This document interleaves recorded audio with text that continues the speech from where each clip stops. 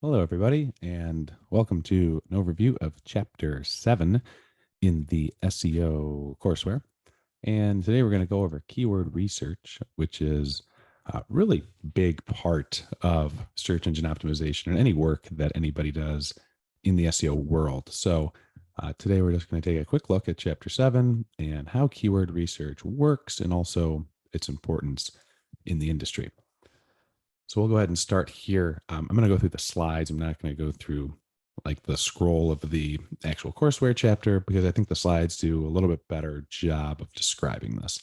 You can also look at these slides for yourself by downloading them directly from the courseware. All right, so if we start here with the role of keywords in SEO, first off, it's important to understand that there's different ways that people search for stuff online. And it's important that search engine optimization allows for, I guess I should say, the concept of search engine optimization is about creating optimized pages that can really capture a lot of different related searches. So not just searching something like Google page speed, which isn't really a thing these days, but also Google Maps, Google Search, Google.com, Google Translate, all this kind of stuff. And also the idea is that you want to find people that are actually looking for what you have. That's called search intent. And when we think about how SEO works and keywords, it's not just about getting as much traffic as possible. You want traffic that will actually convert and people that will do what you are actually, that you want people to do on your site. Another thing, keyword relevance is really important because when Google is running their algorithm, they're crawling and indexing your website, it's going to look and make sure that it's putting the most relevant searches first for people that are putting in certain keywords into Google. And so when you're selecting a keyword and Google's ranking pages for certain keyword phrases, you want to make sure that you are indeed going to be providing the value that the searcher is looking for. Google's number one job and what their goal is to provide people, the searchers, the information they're looking for as fast as possible. And that means providing the most relevant results up front on the first page of Google. Now, it measures that through a lot of different ways, but let's just say Google will know if you are ranking first for, say, Google page speed, and you are not actually giving people the information they're looking for with Google page speed. If you are just a spam site that's trying to sell something that's completely unrelated, Google will know that quickly. So just a key thing here as we go into the rest of these slides. So when we think about the end goal of search engine optimization, it is, like I mentioned before, website conversion. It's whenever a user does whatever you want them to do.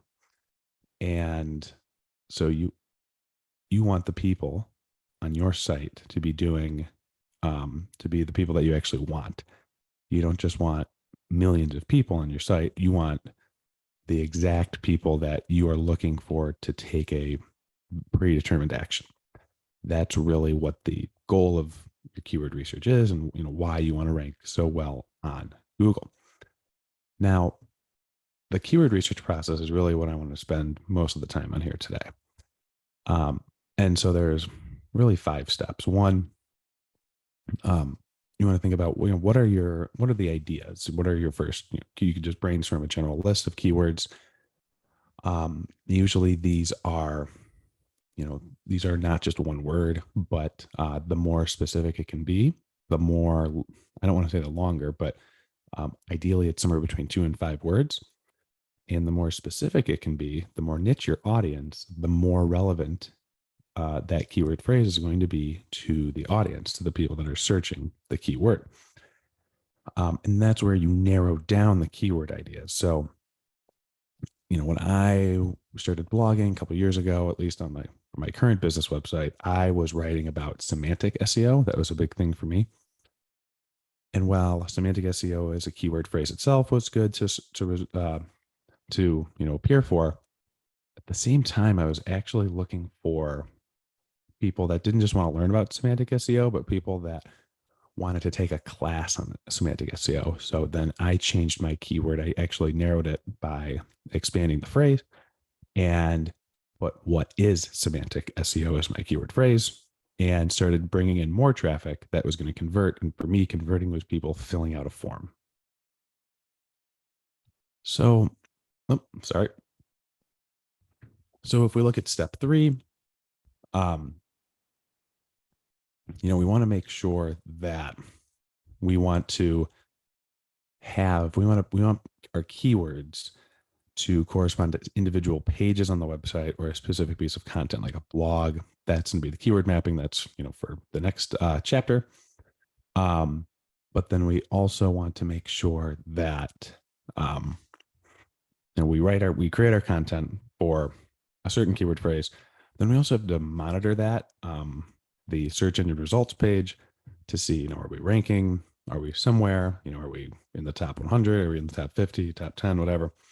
And then, depending on the actual,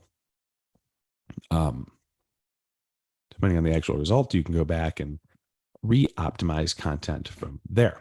Now we're going to go into these steps a little bit more in detail here. First off, I think we already talked about this. If we want the best keywords for one specific piece of content. It's a web page. It's usually a web page or a video. But if you think about, the keywords that a website should be receiving traffic from, that is a reason to find the keywords a website should be receiving traffic from. But in reality, you are looking for specific users. You want the people that are looking for the specific thing that you have to offer. It can be sales, it can be signups, it can be just information, just traffic if you want. But you need to make sure that you are thinking about the searcher's intent from start to finish. Now, in step 1, there's internal data and external data. I'm not going to go through this whole thing. It's not really, I don't think you have to go through all of this, to be perfectly honest. I would say the important things here is, first, what are you already ranking for? That is important. That's the second point over here. Are you already ranking for something similar to this, to your keyword phrase? If, like, for example, I was ranking for semantic SEO, but I wasn't ranking very well. I think I was like, 50 in the 50s or something. And the other thing to think about is externally, what else is ranking for that keyword right now? That's a really big key piece, because if I decide, I want to pop up at the top of the list for the keyword phrase, what is semantic SEO? And the first 10 results are like Wikipedia, social media pages, and, these Amazon and other really, really, really high authority websites. I'm never going to get beyond that. I'm never going to get past it. So that is why you need to think about what's already there and what's already ranking well. And that was actually a big reason why I chose not to pursue semantic SEO the first time I wrote my blog, because I was already getting beaten out by people like Neil Patel, Social Media Examiner, like these massive digital marketing websites that I was never going to beat. So I chose, I'm going to change it, and I'm going to make my keyword phrase a little bit more specific. You can look at the other external data sites. Sure, Google Keyword Planner is nice. See what the volume is. If you have a keyword phrase that's only getting 50 searches a month, that might not be enough. I look at volume for keywords. Anything over 100 should be fine. And you can look at this through SEMrush. You can look at it in the Google Keyword Planner, anything like that. Obviously, anything that's too big, like if I wanted to just rank for the search term SEO, that's not going to fly. There's too many people searching it, too many different reasons. That's the other thing, is when somebody searches SEO, what are they searching for? Why are they searching for SEO? Are they looking for a definition? Are they looking for resources? Are they looking for a class? what exactly is the reasoning behind it? And you're not going to be able to figure out the true search intent um, for a term as broad as that. Another thing to consider, and this is a fun fact, when you look at Google Analytics, you're not going to get much information. The reason, so if you're familiar with Google Analytics, that's where your website data is, and you think about, oh, I can look and see what people are searching on my site. Well, not always. Usually, you're going to get most of your traffic is listed under not provided, and I won't go into too much detail into what this is and what this means, but we'll just say Google Analytics is not going to help you figure out what's already being searched on your website. And that is because anybody that's logged into Google is protected by their terms of service, where Google's not going to record the exact keyword phrases you're searching. And so that not provided is everybody on your site that has a Google account and they're logged in. Fun fact. So let's jump up to the next step really quick. Branded versus non-branded keywords, just so you are in the know. Branded keywords is anything with a company name. Anything that has the way I look at it, is a proper noun, Nike, Air Max, maybe your name, my name, Nick Matar. That's a branded keyword. It's a name. Technically it belongs to me. Now, non-branded keywords are more traditional.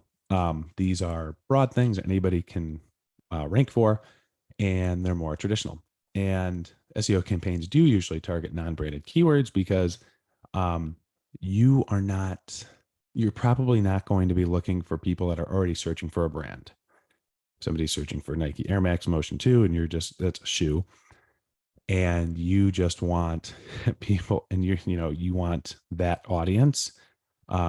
People that search that are already looking for Nike. They know what they want. They don't want your off-brand comfortable street shoes. They would search that if they wanted that. They're looking for Nike Air Max Motion 2.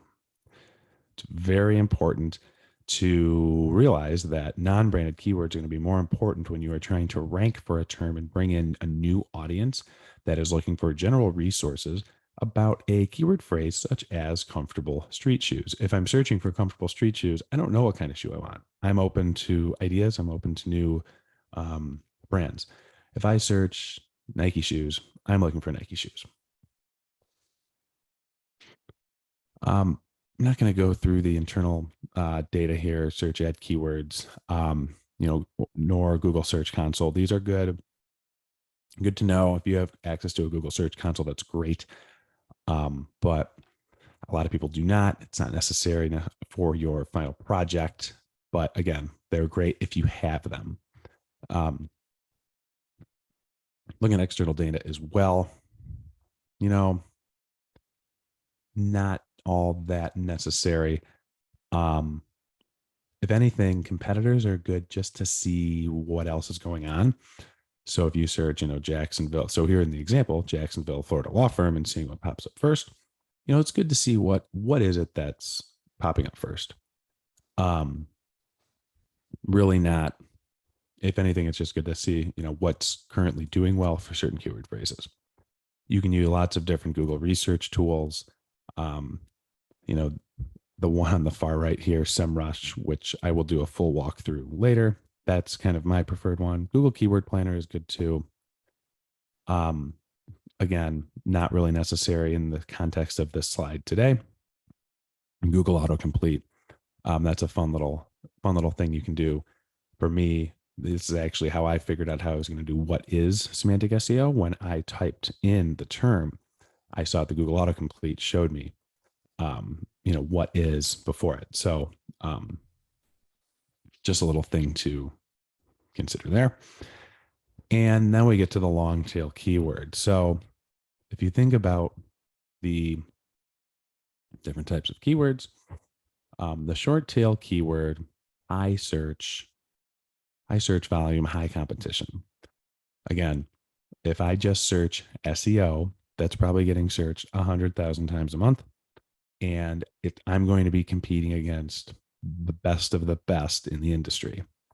I may be the best of the best, but I do not have, I'm not the best of the best in the minds of Google, that's for sure.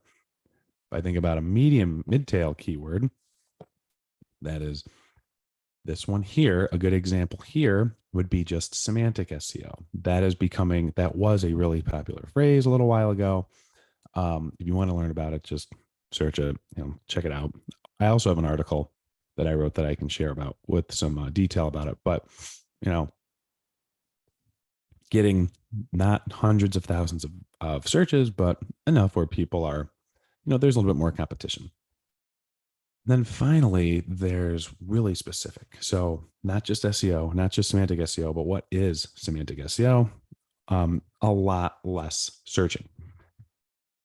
I don't think 30 monthly searches is enough, to be perfectly honest. If I saw that on SEMrush, I would probably reel it back a little bit and I would go back to how to draw a castle.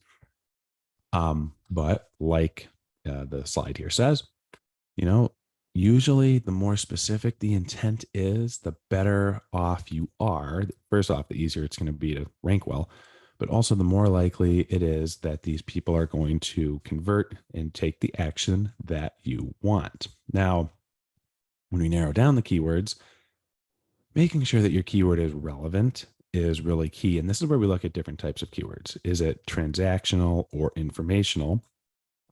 Let's look at the definitions. Um, look at all your options, right? All these different ideas for transactional and commercial keywords. This is a focus that suggests somebody is in the market for what you offer. They should correspond to strong and persuasive web content, whereas informative keywords, these are a little bit differently. You're not going to expect direct business from these searches, but you can get more information about what people are looking for, and you can provide them information on your website in the form of a blog or a post. The way that I look at this is better for brand awareness and driving thought leadership. And if anything, if somebody comes to your website because they found you from searching a informational keyword, you're not going to sell them anything today, but that's a good brand connection. It's a brand touch point that then later on, if they come to your website with a transaction from a transactional keyword search, that's where you could get them later. They've already connected with your brand before. They already inherently trust you based on what they saw the first time from the informational keyword search. Thus, you can then land another client a little bit easier.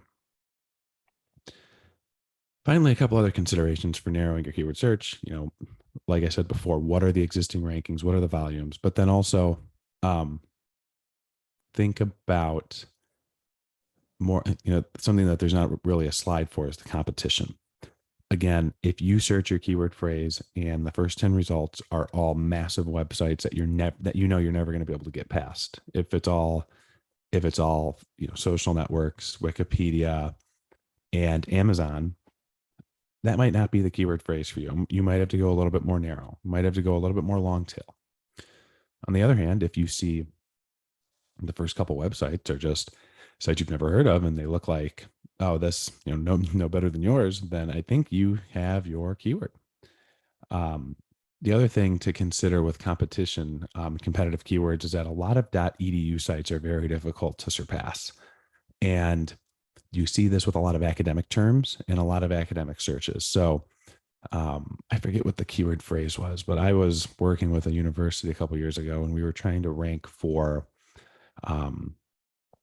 networking with, it was about graduate school networking. Like how do you land an interview with a PhD program?